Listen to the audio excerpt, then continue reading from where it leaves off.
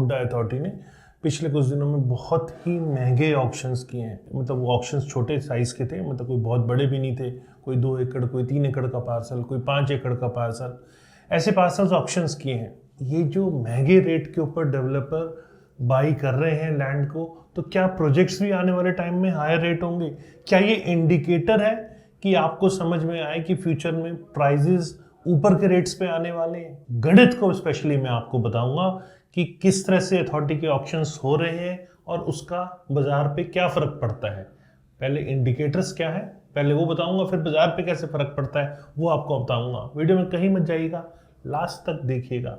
अगर मार्केट को आपको वाकई में समझना है, रियल एस्टेट बाजार को समझना है, उसके गणित को समझना है, तो ये वीडियो आपके लिए बहुत इंपॉर्टेंट और फायदे का सौदा हो सकता है। जो उसमें प्रॉफिट है वो मार्केट कंडीशंस के हिसाब से कई बार ऊपर जाता है, कई बार सेम रहता है। मतलब जो भी प्रॉफिट है उस पर वो ऐड करके अपने प्रोजेक्ट को बाजार में ओपन करता है। और ऑक्शन में आपने अक्सर देखा होगा कि कई बार बहुत ज़्यादा आपस में प्रतिस्पर्धा इतनी बढ़ जाती है कि मैं आगे और मैं आगे के चक्कर में प्राइस काफ़ी ऊपर चले जाते हैं और फायदा अथॉरिटी का होता है। जब हाई रेट पे लैंड तो ऑक्शन में हो गई, लेकिन जब वो प्राइस मार्केट में आता है बिकने के लिए, प्रोजेक्ट का सेलिंग प्राइस जो होता है वो हमेशा हमेशा मार्केट कंडीशंस पे चलता है।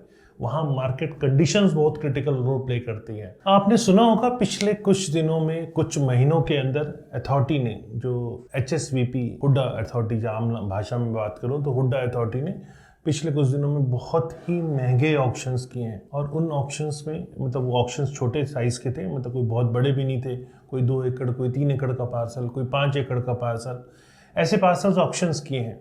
और इन ऑक्शंस के प्राइस आप सुनेंगे तो बहुत ज़्यादा प्राइस के ऊपर डेवलपर्स ने लैंड बाई की है। तो क्या ये जो महंगे रेट के ऊपर डेवलपर बाई कर रहे हैं लैंड को, तो क्या प्रोजेक्ट्स भी आने वाले टाइम में हायर रेट होंगे? क्या ये इंडिकेटर है कि आपको समझ में आए कि फ्यूचर में प्राइजेस ऊपर के रेट्स पे आने वाले हैं? आज इसी के बारे में मैं आपको बताने वाला हूँ। वीडियो इसीलिए इंटरेस्टिंग है क्योंकि अक्सर आपने सुना होगा एजेंट्स आपको कहते हैं यहाँ पे इस रेट ऑक्शन हो गई, यहाँ इस रेट ऑक्शन हो गई, तो अब जो प्राइस है बहुत हाई रेट के आएंगे, नीचे के प्राइस नहीं आएंगे। और आपको भी लगता है कि बस कहीं मिस ना हो जाए, तो इस फियर के चक्कर में आप प्रॉपर्टी खरीदते हैं और महंगे रेट पे खरीदते हैं कई बार। और जब इन्वेस्टमेंट सोच के करते हैं, 1-2 इंस्टॉलमेंट पे करते हैं और बाद में रीसेल नहीं होता, एजेंट द्वारा बाद में रीसेल नहीं किया जाता, जैसे मैंने पहले भी आपको बताया था। और ज़्यादा जानकारी के लिए मैं नीचे डिस्क्रिप्शन में लिंक दे रहा हूँ, आप उसको ज़रूर देखिएगा। तो ऐसे टाइम पर आप वहाँ फंस के खड़े हो जाते हैं। तो आज क्या गणित है, गणित को स्पेशली मैं आपको बताऊंगा कि किस तरह से अथॉरिटी के ऑक्शंस हो रहे हैं और उसका बाजार पे क्या फर्क पड़ता है। पहले इंडिकेटर्स क्या है, पहले वो बताऊंगा, फिर बाजार पे कैसे फर्क पड़ता है वो आपको बताऊंगा। वीडियो में कहीं मत जाइएगा, लास्ट तक देखिएगा। अगर मार्केट को आपको वाकई में समझना है, रियल एस्टेट बाजार को समझना है, उसके गणित को समझना है, तो ये वीडियो आपके लिए बहुत इंपॉर्टेंट और फायदे का सौदा हो सकता है। अगर वीडियो पसंद आए तो लाइक, कमेंट, शेयर करना ना भूलें। और हाँ, फ्यूचर में और भी आपको ऐसे ही रेगुलर इन्फॉर्मेटिव वीडियोस मिलते रहें, इसके लिए आपको चैनल को सब्सक्राइब करना है। तो चलिए शुरू करते हैं और आगे आपको मैं डिटेल में सारी चीज़ें बताता हूँ। नमस्कार, मैं हूं प्रदीप मिश्रा। प्रॉपर्टी मिश्रा शो में आपका स्वागत है। यहाँ हम आपको प्रॉपर्टी और प्रॉपर्टी मार्केट की हकीकत बताते हैं। नो बकवास, डायरेक्ट काम की बात। चलिए शुरू करते हैं। सबसे पहले, जैसा कि आप सब जानते हैं, लैंड प्राइसेस काफी तेजी से बढ़ रहे हैं। लैंड प्राइसेस 2 तरीके से बाजार में बिकते हैं। एक, जैसे हम हरियाणा की बात करें तो हरियाणा के अंदर लैंड डायरेक्ट फार्मर से परचेज की जाती है और डेवलपर लैंड वो परचेज करता है जो as per master plan, residential, commercial या जिस पर्पस के लिए डेवलपर चाहता है डेवलप करना, उस पर्पस का मास्टर प्लान में लैंड यूज अगर होता है तो डेवलपर डायरेक्ट फार्मर से लैंड बाय करता है और as per authority bye laws guidelines वो उस प्रोजेक्ट को लाइसेंसिंग के लिए अप्लाई करता है। और उस पर अथॉरिटी, जो टाउन एंड कंट्री प्लानिंग है, उस पर उसे डेवलप करने का लाइसेंस देती है। चाहे वो ग्रुप हाउसिंग है या कमर्शियल मॉल है, उसको डेवलप करने का लाइसेंस देती है। ये डायरेक्ट फार्मर से बाइंग है। दूसरा तरीका है कि ऑक्शन के थ्रू बाई करना।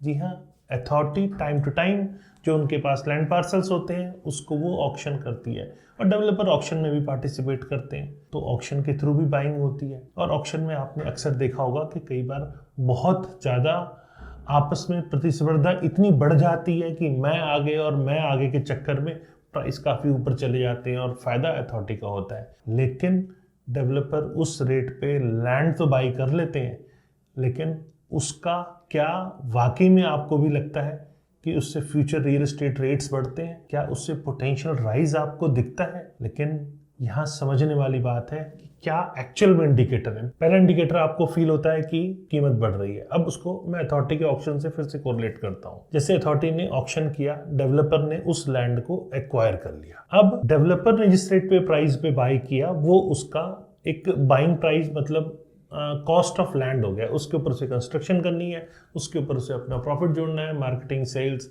ये सब चीज़ें जोड़ जाड़ के वो फिर प्रोजेक्ट को लॉन्च करता है। और जो उसमें प्रॉफिट है वो मार्केट कंडीशंस के हिसाब से कई बार ऊपर जाता है, कई बार सेम रहता है। मतलब जो भी प्रॉफिट है उस पर वो ऐड करके अपने प्रोजेक्ट को बाजार में ओपन करता है। दूसरा इंडिकेटर है रीसेल मार्केट।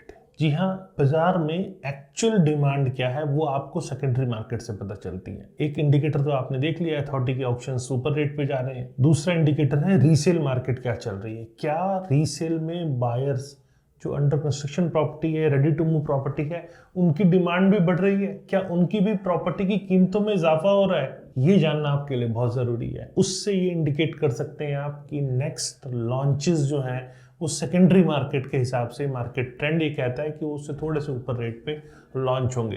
तो सेकेंडरी मार्केट को ट्रैक करना भी आपके लिए एक अच्छा इंडिकेटर होता है। अब जब हमें लेना है तो हमें समझना क्या है? हमें समझना है फ्यूचर रेट्स और मार्केट स्टैंडर्ड क्या है, मार्केट डायनामिक्स क्या है। जब हाई रेट पे लैंड तो ऑक्शन में हो गई, लेकिन जब वो प्राइस मार्केट में आता है बिकने के लिए, प्रोजेक्ट का सेलिंग प्राइस जो होता है वो हमेशा हमेशा मार्केट कंडीशंस पे चलता है। वहाँ मार्केट कंडीशंस बहुत क्रिटिकल रोल प्ले करती हैं। वहाँ ये फैक्टर्स बहुत रिस्पॉन्सिबल होते हैं, जैसे बायर्स की डिमांड क्या है, करंट इंटरेस्ट रेट्स क्या चल रहे हैं, इकोनॉमिक कंडीशंस क्या हैं।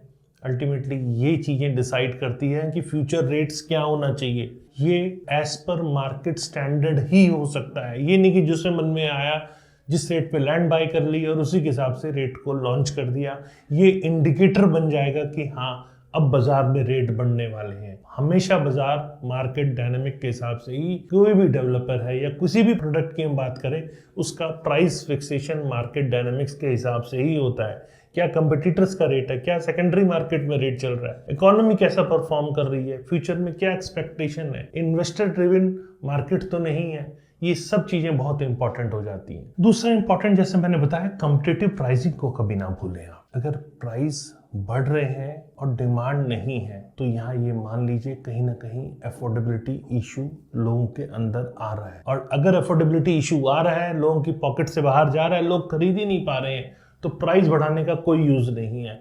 आपको एज अ डेवलपर बाद में डिस्काउंट्स देने पड़ेंगे, प्रमोशंस करने पड़ेंगे और मार्केट एक्सपेक्टेशन के हिसाब से अपने रेट्स को लाना पड़ेगा। अगर लैंड एक्विजिशन हायर रेट्स पे हुई है तब भी, तो ये आपको as a buyer, as a investor समझने की जरूरत है कि लैंड प्राइजेस किसी भी रेट पे ऑक्शन हो रहे हो, वो एक क्लियर इंडिकेटर नहीं है कि फ्यूचर में वो price land cost plus construction plus profit या प्लस तमाम expenses, cost of capital, interest, वो सब जोड़ के भी आप अगर आप देखें तो उसके बाद वो प्रॉपर्टी में एक्चुअल में डेवलपर को प्रॉफिट ही बुक करेगा। ये ज़रूरी नहीं है। कई बार होड़ में, जैसा मैंने बताया, डेवलपर आनन फानन में महंगे रेट के ऊपर भी प्रॉपर्टी बाइंग कर लेते हैं और ये मार्केट के लिए एक बहुत ही चिंता वाली सिचुएशन है, क्योंकि उस सिचुएशन के अंदर डेवलपर कई बार जब अपनी औकात से बढ़कर चीज़ें बाय कर लेते हैं ऑक्शन में और वो पेमेंट्स नहीं कर पाते, डेट काफ़ी खड़ा हो जाता है,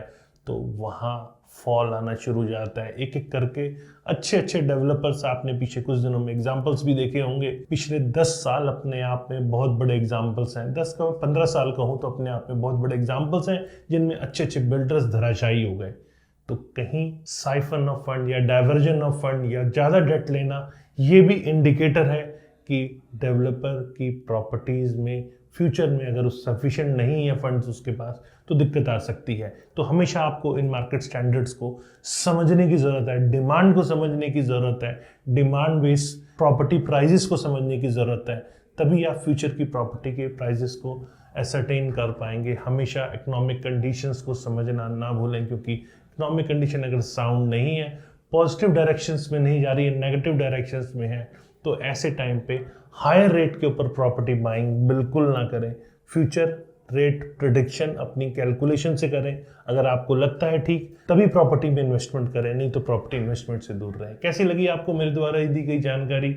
अगर जानकारी पसंद आई तो लाइक कमेंट शेयर करना ना भूलें, और फ्यूचर में और रेगुलर ऐसे इन्फॉर्मेटिव वीडियोस देखने के मेरे चैनल को सब्सक्राइब करें। नमस्कार एंड जय हिंद।